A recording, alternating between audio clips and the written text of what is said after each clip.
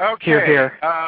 We're going to bring another friend of ours on the show here. We're going to be, he's a good friend in the libertarian movement, wonderful guy all the way around, and he is the former chair of the Boston Tea Party, and he is currently the website administrator. Very good friend of mine, deserved a lot of, I've met him a couple of years ago. Wonderful guy. Please welcome Doug Gaking. Doug, are you with us? Yeah. Hey, how's it going, Doug? It's going well, thanks. Great. Well, Doug, you know, a lot of things are going on in the Boston Tea Party, as you're probably well aware of. We just concluded a convention. By the way, Mike, congratulations. You are a candidate for at-large seat. I hope you win. And yeah, and you know, there's a lot of bullshit to happen even prior to all this. And I think it's important that we put our minds together on this, because I do want to play a clip before you go, Doug, at some point, what Neil Kieran Stevenson said about the Boston Tea Party and some of the bullshit that was going on. But apparently there was some controversy involving a runoff election. Right now we're currently having an at-large election, but that was only because, you know, there was this big brouhaha over keeping the seat unfilled. Can you give us an idea? Because I know what happened, but for those people out there who are not aware of what happened, can you tell us and them exactly what went down and why we're in this rut that we're in at this point? Sure. This actually goes back to like 2008, because that was when we had our last election, and around that time there was a software update to Drupal, which is the software we run the National Party website with, and it caused us not to be able to do our elections by approval voting anymore, which is how we were doing our elections, and that's how our bylaws call for our elections to be handled. And it's a good system because it gives minorities a bigger voice in the party, because ideally everybody votes by approval rather than just picking one candidate, so that whoever's approved of by the largest number of people wins. So it's a good system, but we ran into that problem with the software not cooperating with it anymore. And we had no trouble handling that in the 2008 convention. We managed to find a way to kind of get around it, and it worked fine. But we used the same system in this election, and it didn't work out the right way, because we had a tie for the final seat on the committee. And then we tried to set up a runoff, and none of the above won the runoff, which tells you all you need to know about those bottom three candidates that we had running. So then we had this controversy where our founder of the party, Tom Knapp, brought up a bylaws conflict that was kind of created by an inconsistency in the original bylaws that we hadn't caught, about whether or not that seat could be left vacant. Meaning NOTA applies only to the national officers, but doesn't strangely apply to the at-large members. Mm-hmm. And so at that point, he raised an appeal to the National Committee's decision not to reopen the election a third time. The committee had apparently decided, you know, if none of the conditions have changed, there's no point in reopening the election for this seat. Let's just leave it open for now, which has been done before. That happened in 2009. So that was what the committee was going to do. He appealed their non-action, and he lost the appeal, at which point he kind of threatened the party, and the chair was going to try to remove his vote in the poll, which I pointed out to him would have constituted election fraud. So I suggested, let's just compromise on this. Let's go ahead and have the National Committee move to open nominations and second. And I recall Daryl second the nomination.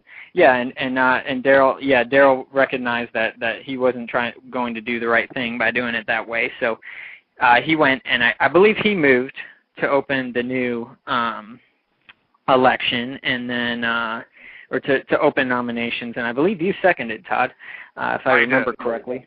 And so now we have this election going, and the candidates are myself. I jumped into the running, and Mike Shanklin, who's on the air with us too, and Neil Kiernan, who you've already talked about. Right. And I guess right now what we're seeing is that Neil Kiernan Stevenson, who is this ringleader of the Resource-Based Economy Caucus, he basically is trying to bring the members of the Venus Project.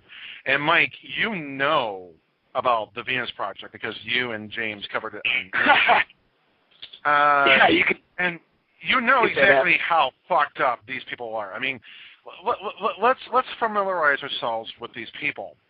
Basically, they believe that, we should just get rid of government but replace it with a computer and get rid of money while we're at it, but everything must be owned equally, which is abolish private property rights. Right. I mean, let me go. Go ahead. Let me go into my little spiel. You ready for this? I'm telling you, I did a 2-hour show on this, so I'm pretty prepared for the idea of the Venus Project. I did watch Guys 2 Addendums, the Venus Project movie, and I got to say, the first thing I took away from it, and here's a progression, okay? You guys follow me for the next minute, and you'll appreciate it.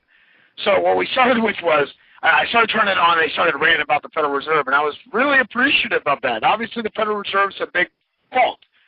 And I'm not a big fan, and when I say this, I don't really want to put a negative or positive emphasis on this, but when I talk about the monetary supply, you have what's called the multiplier effect, okay?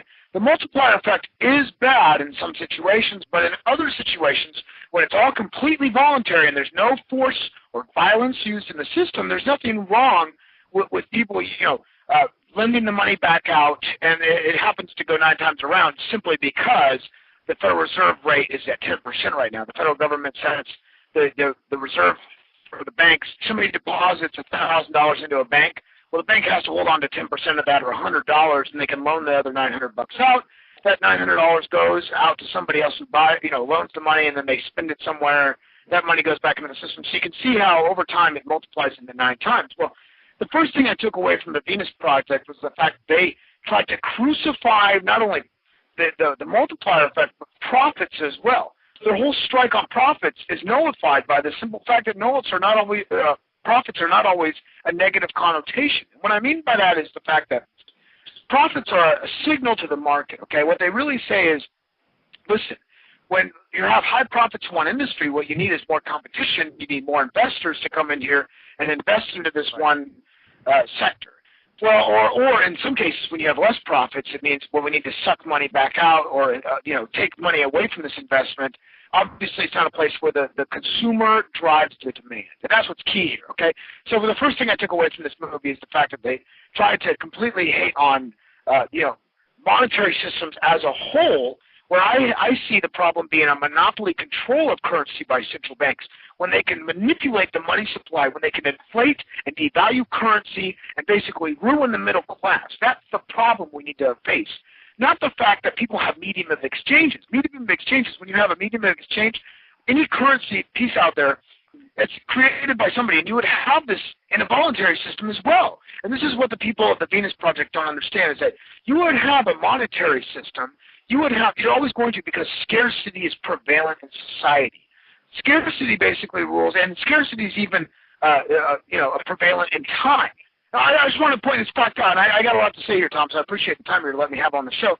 But scarcity itself is never going to be eradicated. I mean, there's no way you can eradicate scarcity of any good or service, not even of time. Even Bill Gates, the richest man in the world, has scarcity of his time. He has to fight around his schedule. It's not like he can have more unlimited time. Thing is unlimited time.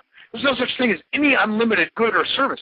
Everything that's created, even the beer we drink, the house we live in, it was produced by another human, whether voluntarily or not, is a different story. But what we have to take away from this is the fact that the Venus Project completely obliterates any idea of medium exchange. It wants to eliminate voluntary transactions. Now, they might not see this as the fact. You're right, and they might not see it as the fact that they want to eliminate voluntary transactions, but that's the underlying truth of the problem. Now, hold on. That's just the first out of 3 parts I have with this video, okay? So they first off, starting off, ranting about monetary policy in the Federal Reserve, which I agree with on a whole. About 80 to 90% of that I do agree with. But then at the beginning of this video, they also talked about how technology was bad, how outsourcing is the worst thing in the world, how we need to have protectionist government barriers here and there, even though they don't want law. It's kind of hypocritical of their own cause. But let me say this in the end, okay? So we take a step to phase 2. We saw phase 1, Federal Reserve ran against the government. So they're right. When they ran against the government and the quasi-public, quasi-private Federal Reserve System, they're absolutely correct. Now we take the next phase, and really you can connect phase 2 and 3 together, and you'll see what I'm talking about here in a second, okay? So they go to phase 2 and they say, well, here in this Venus project, we're just going to build all of this technology. Well, here's number 2.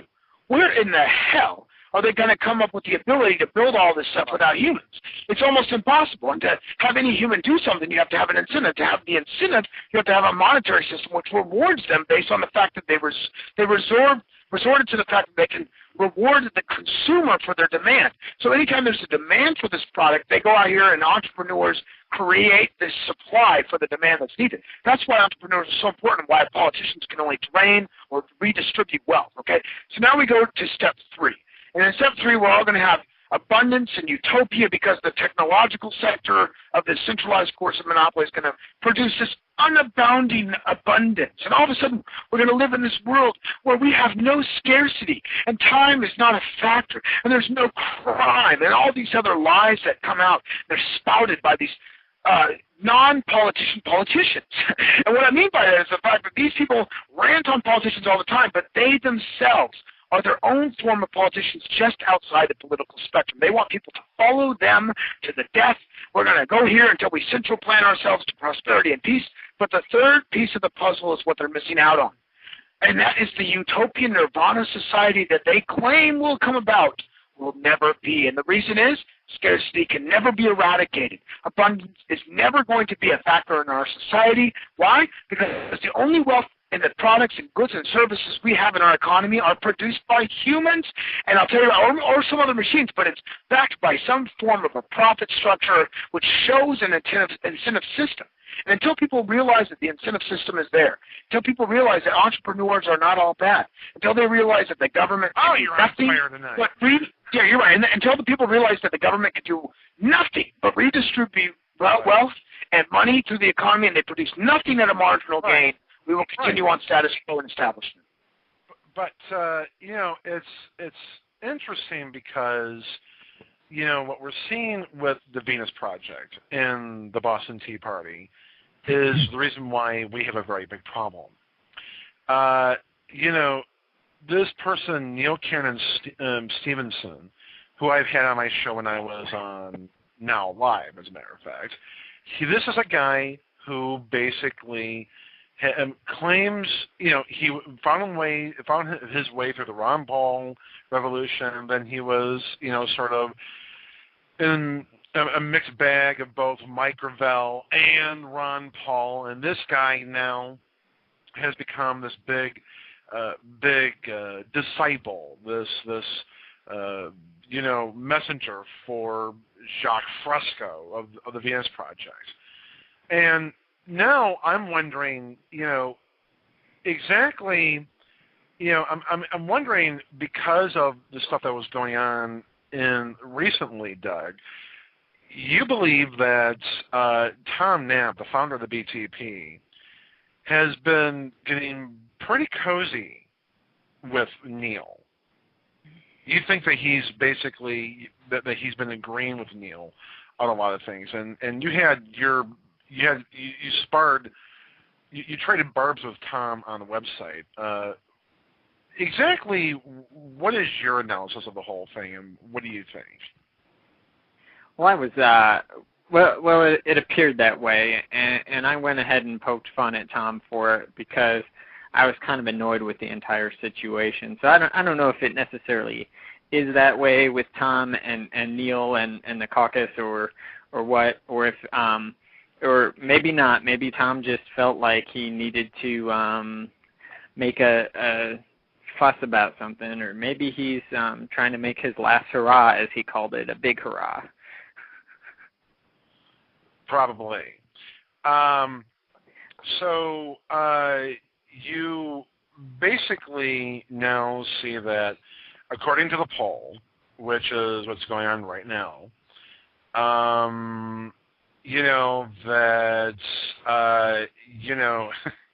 this is interesting because Neil on the website basically believes that I instigated this whole thing and participated in everything you just listed there.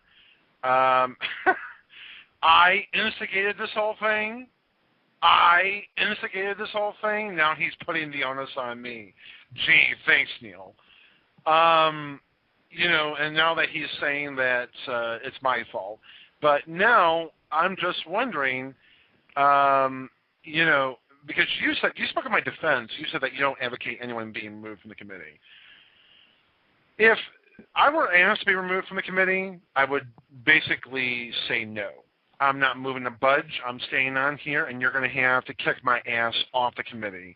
And you have to prove that I instigated the whole thing, which Neil doesn't have any proof, any lick of proof, that is. And I'm just kind of curious, what does this say about the Boston Tea Party itself right now? Is the Boston Tea Party in trouble because of the Venus Project, or are we simply overstating the case? Well, but in a way it is, and it's not necessarily, in a way it is because we have a problem of a lot of our membership not being active enough and not being involved enough, both at the national level and at the state and county levels. More importantly, at the state and county levels, we're not getting enough involvement. What we have here is a group of people coming into the party and who are party outsiders who are coming in to vote on Neil's behalf and joining the party, but not really doing anything except kind of defending Neil. And looking at Neil and his caucus, what have they done? They haven't. Neil didn't accomplish much in his term on the National Committee, and his caucus hasn't really done anything. None of these members participated, including Neil, in convention committees. None of these members participated in anything else with the committee. None of them have authored any resolutions. That none of them contributed to the program creation or bylaws creation or bylaws amendments or anything like that. So they're not helping with any party business. They're basically just seeking to get their people elected to sit on the seat and not do anything. That doesn't help the party at all. And unfortunately, there are enough of them who have joined that they have a pretty good chance to get that vacant seat on the committee and sit there and not do anything with it and hold up committee business. And you even said to me, in private chat, well, basically on Skype, that is, when I called you about this, you basically have told me in private that Neil was online the entire time when he was on the committee. He just didn't bother to care to vote. He just basically, he claimed that he was going through a divorce, he was going through some personal issues, yada, yada, yada, yada. I mean, we were hearing this all over, and, this is a big problem, I think. You were even stating it simply in your blog post that you've got, national committee members must always think of, the platform in mind, but also must have certain characteristics that are the mark of a national committee member. And Neil doesn't even come close to actually fit that description of a national committee member. Exactly what were you trying to get at? Well, one of the things that he's done a few times is gone either on the Boston Tea Party site or forums or on other websites online. Like the Independent Political Report. Independent Political Report. He likes to go on there and put on comments, or for a while he was a writer there and posted some things too through that. which is a pretty well-read site. I'm not sure if it still gets syndicated on Google News or not, but it did for a long time, so it definitely is a high-traffic site. And he would go on there and criticize party members, including committee members or officers or former officers, and he would also, like to point out, oh, well, look what this person did. Isn't that an embarrassment to the Boston Tea Party and things like that? So almost deliberately trying to embarrass the party and members of it. And that's just, that's fine if you want to do that. I don't care. But, don't expect me to vote for you to be on the national committee and represent us all in that position if that's how you're going to behave. Right. Tom, did you have a question for Doug? No, I hadn't thought of it that way. Not really. I haven't really been involved with the Boston Tea Party, which is not any kind of comment on the Boston Tea Party. It's more a matter of my sort of reluctance to ever get involved in politics again. I used to be an LP activist candidate, but I watched that party go to hell, so that's enough. How about you, Jason? You got any questions or comments for Doug? Well, actually, I'm learning a lot. I'm actually kind of ignorant of the Boston Tea Party, so I'm learning a lot about it. And it's certainly infinitely better than the LP, it seems. Right. How about you, Mike? You got any questions for Doug, since you're in the party? Yeah, actually, I do. I mean, what do you think are the next steps? What do you think needs to happen for the party to progress and to grow and to really bring about the ideal that, shrinking government on all levels? And I'm tired of some of these neocons and the leftists coming in. What do we have to do to really educate people that, a form of anarcho-capitalism or a form of more, literally, let's be honest, the Boston Tea Party and the Libertarian Party correlate heavily. They really do. I mean, there's a reason that I was invited on to the Boston Tea Party, and I'm a member of the executive committee and the political director and the campaign manager for somebody who's running for the Libertarian Party of North Carolina. It's because we have a strong correlation. We agree on many of the same principles. But I'd love to see many third parties grow. What do we need to do to get the Boston Tea Party to really expand, to get these new voters and people interested, and to at least spread and make the Boston Tea Party symbol itself a mainstream or a household item? That's a good question, Mike. The main thing we need to do right now is re-engage our members. We have about 1,500 members, most of whom are just not very active in the party, whether it's with national business or state or local business. And the most important thing we need those members to do is get involved at the state level or the county level. Start a state affiliate or a county affiliate, or just work to expand their affiliates, recruit new members, track down some people to run for office or endorse some candidates who are already running, and get out and campaign for them, build the party membership at that grassroots level and awareness at that grassroots level. Another thing that we need to do is reach out to other people who are libertarians or anarchists or whatever else within this area of politics, and get them involved in the party, because there are a lot of them out there who either aren't very interested in politics despite their beliefs, or they're not sure that politics is the correct route to reach their goals. So we need to show that to some of those people who are not yet members.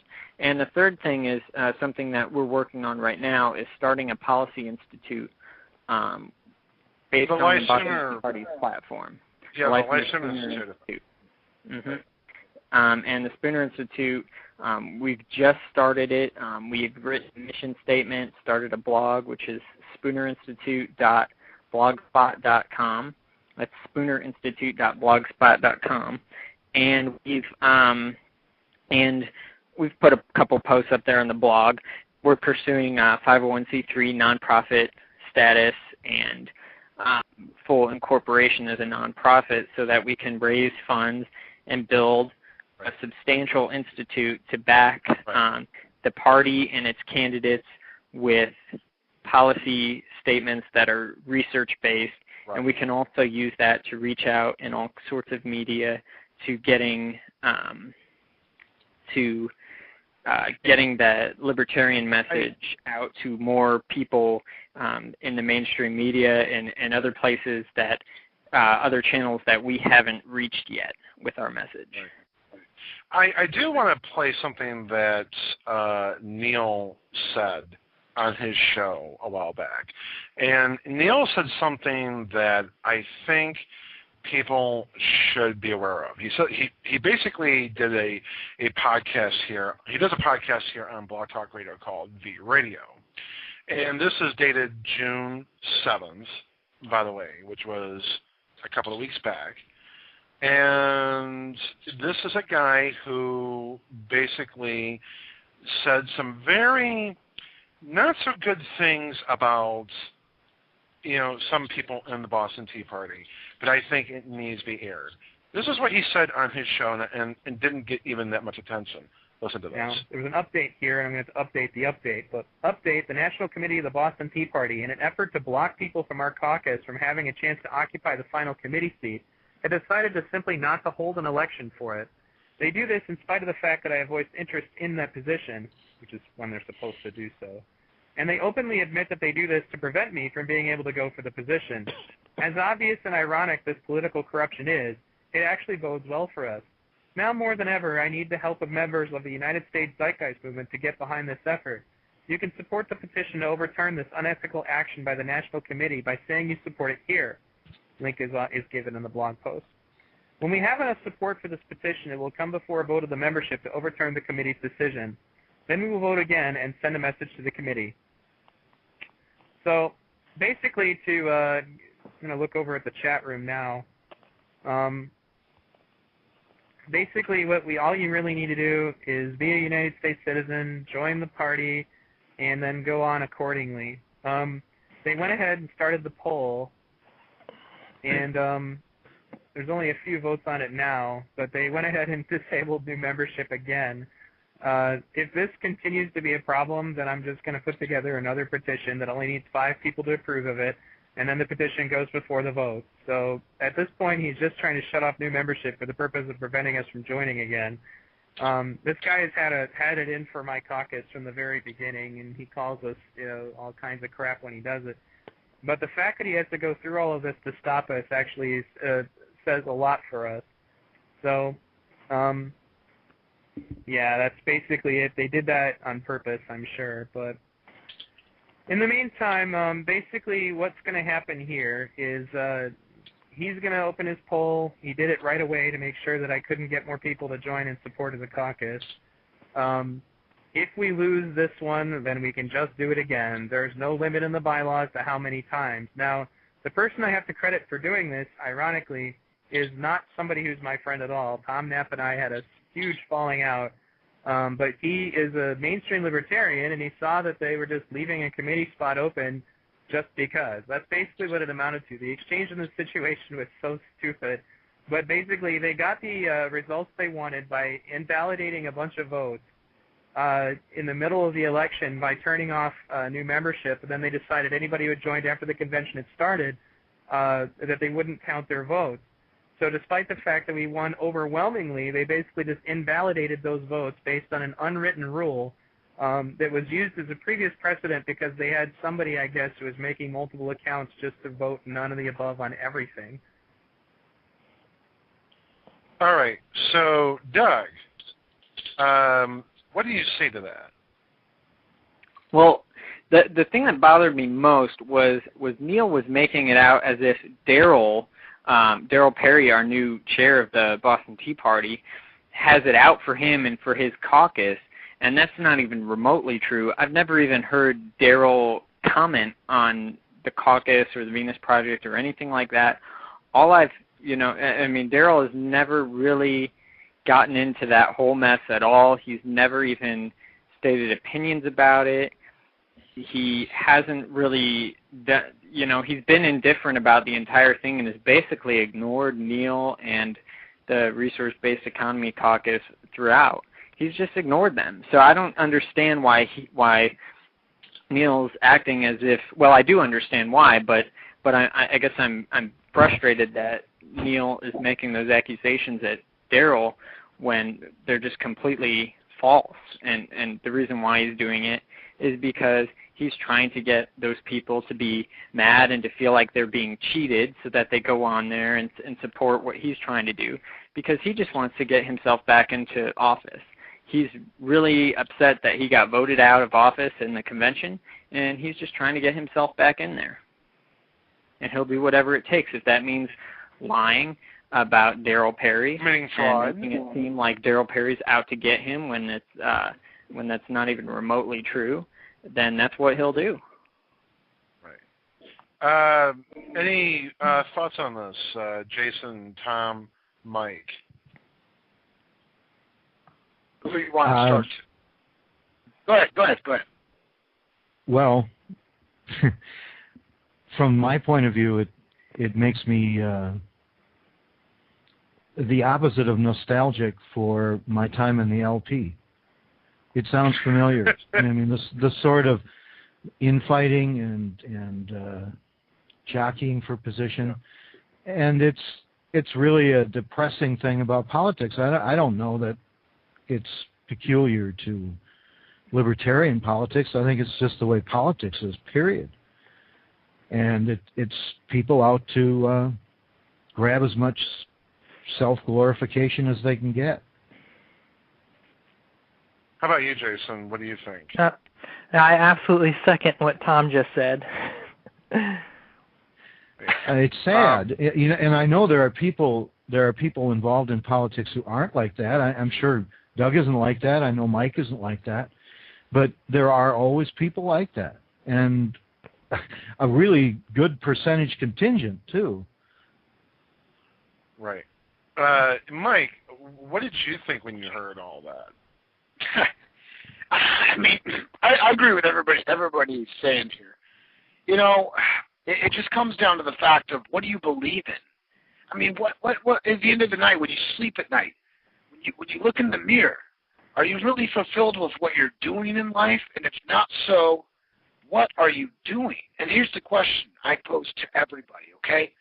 The next time you think about a political policy or you ask anything about, us creating a new law or imposing some kind of new restriction or mandate or ration system on somebody, ask the simple question, can they do it on their own? And then the next question you say is, why do I need to impose violence on them? And then once you ask those two questions, you'll realize the third and final response, which is, if I do allow this vote for some person to go over another, don't I realize the simple fact that it'll be corrupted? And that's what most people don't simply understand. The simple fact that, first of all, just stealing from a person outright is wrong. And no matter if it's you or if you gather up 30 people or whether you gather up 300 million people, it doesn't make a difference. Either way, you're stealing. And theft is theft and it's morally wrong. And if you don't realize that, that'll lead to corruption, that this power and this force and this violence will lead to future corruption. No matter who's in charge, you're only going to create more problems for the future and the future. I mean, look at what debt has done to our society, okay? Not alone. I mean, we can take coercion, which is the root of the problem here. But let's look at a symptom, just one simple symptom of statism, and that's the debt. What's happened? It is future slavery on grandchildren. It is making them pay for what we do today. And if anybody can stare me in the eye and say that that's a moral, justifiable cause, I would love to see that, because I've yet to come across somebody who could stare me in the eyes and say it's not slavery. Right. Doug, before you go here, I know you have to get going here, but I just wanted to ask you one final question here, and I think this is a very poignant yet paramount question that I think you should think about and also answer, but I think everybody should think about this question. Who's involved in third-party politics, and not just the Boston Tea Party. But in this case, we are talking about the Boston Tea Party. What do you think will be the outcome of the Boston Tea Party? Do you think it's going to last? And also, I guess a bonus question to squeeze in there would be, Who do you think is going to win? Do you think either you or Mike are going to win, or do you think Neil's going to kick ass and he's going to be the victor and be on the committee? But we'll start with the first one. Go for it. Well, I wish I could just answer yes or no to those. Preferably yes. That the party will continue and grow, and that we'll win this election here as well. But it really is out of my hands, and I can't tell what other people are going to do. It's just going to depend on what the membership does, and if the people who join the party, if the members who support this platform are going to stand behind it with their actions and get on and vote, and if they're going to work through their state affiliates and establish county affiliates to grow the party. So it's just going to depend on whether or not the people who believe in the platform actually stand by it and do something about it. Right. Well, Doug, I want to thank you for being on the air with us tonight. You've been a great trooper. Stick around if you can to listen to the rest of the show. You're a great trooper. You're a great person in this party. You've actually have been a very good friend of mine. Thank you so much. Take it easy, and well, I'd love to have you back on the show here sometime, if not next seasons of the regular LCTL. Take it easy, my friend. Thank you.